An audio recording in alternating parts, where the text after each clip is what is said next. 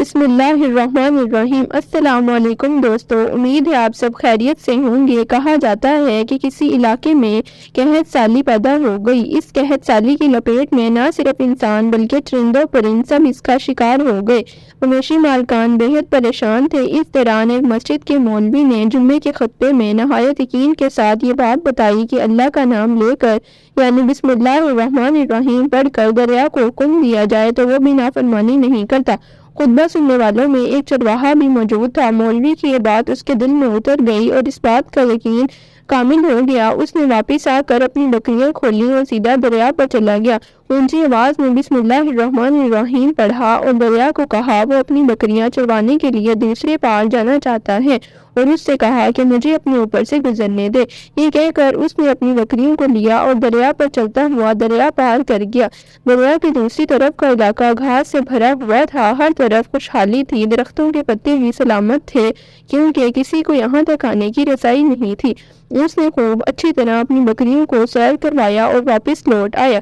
پھر یہ اس کا معمول بن گیا۔ وہ بکریاں پار چھوڑ کر واپس آ جاتا اور شام کو جا کر بکریاں واپس لے آتا۔ اس کی بکریوں کا وزن دگنا چگنا ہو گیا۔ لوگ چونک گئے اور اس سے پوچھا کہ وہ اپنی بکریوں کو کیا کھلاتا ہے۔ وہ سیدھا سادہ اور صاف دل نوجوان تھا۔ اس نے صاف صاف بات بتا دی کہ جناب میں تو بسم اللہ الرحمن الرحیم پڑھ کر دریا پر چل کر اپنی بکریاں دوسری طرف چروانے کے لیے لے جاتا ہوں۔ یہ بات سب نے سنی مگر کسی نے اس چرواہے کی بات پر یقین نہیں کیا کیونکہ یہ ناقابل یقین بات تھی۔ مگر بات ہوتے ہوتے مولوی کے پاس پہنچ گئی۔ مولوی نے چرواہے کو بلایا اور سارا قصہ بیان کرنے کو کہا۔ مولوی صاحب نے اس چرواہے سے سارا ماجرا پوچھا۔ اس چرواہے نے مولوی صاحب کو ہی حوالہ بنا لیا۔ مولوی صاحب میں تو آپ کا شکریہ ادا کرنے والا تھا۔ آپ نے جمعے کے خطبے میں جو نسخہ بتایا تھا بسم اللہ الرحمن الرحیم پڑھ کر دریا کو بھی حکم دیا تو وہ بھی انکار نہیں کرتا، تو میں تو بس آپ کے نسخے پر ہی عمل کر رہا ہوں۔ مولوی صاحب حیرت سے اس کے چہرے کو دیکھتے رہے۔ مولوی صاحب نے کہا بھائی صاحب ایسی باتیں تو ہم ہر جمعے کے خطبے میں کرتے ہیں، فقط ان کا مقصد لوگوں کا ایمان بنانا ہوتا ہے۔ مگر بکریوں والا ڈٹا رہا کہ میں تو بس بسم اللہ کہہ کر پانی پر چلتا ہوں اور بکریوں سمیت پانی پار چلا جاتا ہوں۔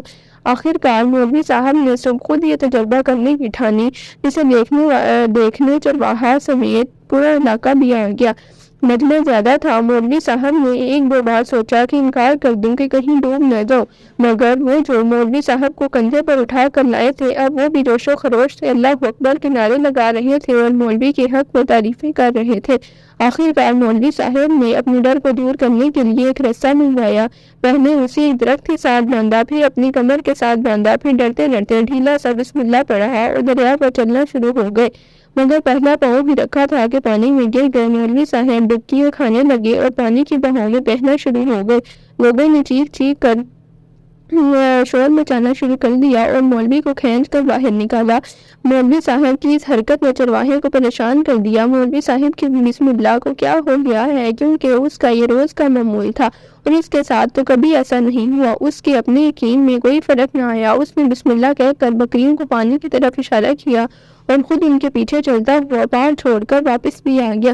لوگ اسے ولی اللہ سمجھتے رہے اور اس کے حق میں نعرے لگا رہے تھے، مگر وہ سب سے بے نیاز سیدھا سادہ انسان تھا۔ وہ مولوی صاحب کے پاس پہنچا اور کہا مولوی صاحب میں آپ کی بسم اللہ کی تعریف سے کافی پریشان تھا، مگر پانی پر چلتے ہوئے مجھے آپ کی بسم اللہ کی بیماری کا پتہ چل گیا ہے۔